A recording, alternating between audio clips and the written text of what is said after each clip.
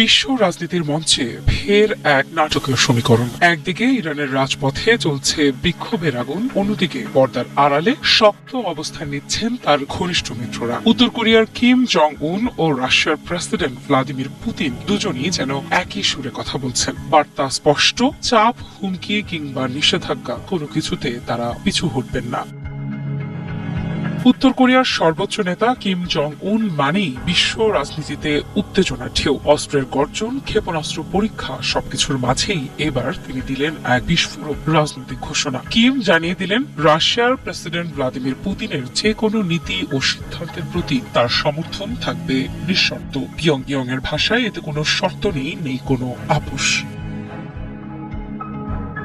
কিমের এ কথা যেন আরেক বার্তাও দেয়, রাশিয়া বরাবরই ইরানের প্রতি বন্ধুসুলভ। এটা অনেকটা ওপেন সিক্রেট, তার প্রমাণও বহুবার দিয়েছে রাশিয়া। তাই ইরানের পাশে যেহেতু রাশিয়া সবসময়ই থাকে, তাই একই পথে হাঁটবে উত্তর কোরিয়াও, এ কথা বলাই যায়।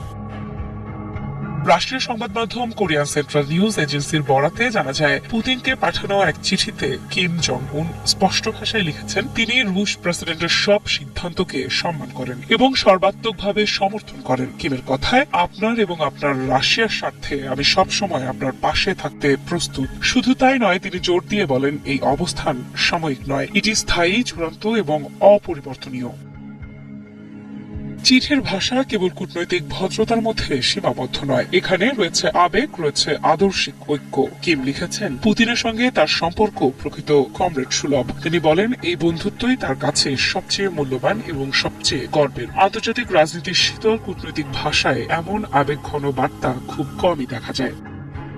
এই জোটের প্রভাব ঠিক সেই সময়েই চোখে পড়ছে যখন তাদের আরেক মিত্র ইরান ভয়াবহ অস্থিরতার মধ্য দিয়ে যাচ্ছে। ইরানে একের পর এক কঠোর পদক্ষেপ নিচ্ছে সরকার। প্রথমে ইন্টারনেট সংযোগ বিচ্ছিন্ন, এরপর মোবাইল ফোন সেবাও বন্ধের পথে। তেহরান সহ বহু এলাকায় হঠাৎ করেই উধাও হয়ে যাচ্ছে নেটওয়ার্ক, ক্রমেই বাড়ছে উত্তেজনা।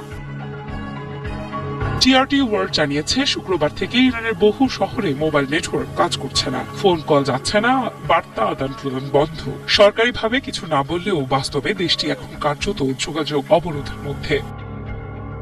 এই উত্তেজনার সূচনা 28 ডিসেম্বর। জীবনযাত্রার ব্যয় বৃদ্ধির প্রতিবাদে প্রথমে তেহরানের গ্র্যান্ড বাজারের ব্যবসায়ীরা রাস্তায় নামেন। খুব দ্রুত সেই আন্দোলন ছড়িয়ে পড়ে সর্বস্তরের মানুষের মধ্যে। শ্রমিক, শিক্ষার্থী, বেকার, যুবক সবাই যুক্ত হন বিক্ষোভে।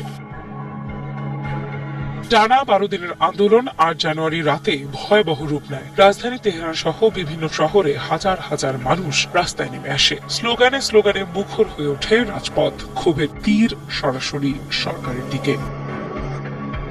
মানবাধিকার সংস্থাগুলোর তথ্য অনুযায়ী এই বিক্ষোভে এখনো পর্যন্ত অন্তত 38 জন নিহত হয়েছেন, আহত হয়েছেন আরো বহু মানুষ। তবে যোগাযোগ বিচ্ছিন্ন থাকায় প্রকৃত সংখ্যা আরো বেশি হতে পারে বলে আশঙ্কা করা হচ্ছে।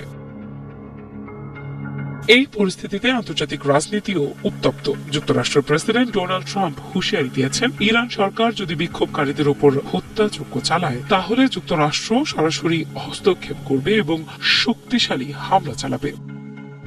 সব মিলিয়ে এক জটিল সমীকরণ। একদিকে ইরানের রাজপথে ক্ষুদ্র জনতা, তাদের উস্কে দিচ্ছে পশ্চিমারা, অন্যদিকে পেছনে দাঁড়িয়ে থাকা কিম পুতিনের শক্ত জোট। প্রশ্ন হচ্ছে, এই একজোট হুঁশিয়ারি কি শুধু বার্তার মধ্যেই সীমাবদ্ধ থাকবে, নাকি বিশ্ব রাজনীতিকে ঠেলে দেবে আরো বড় সংঘাতের দিকে?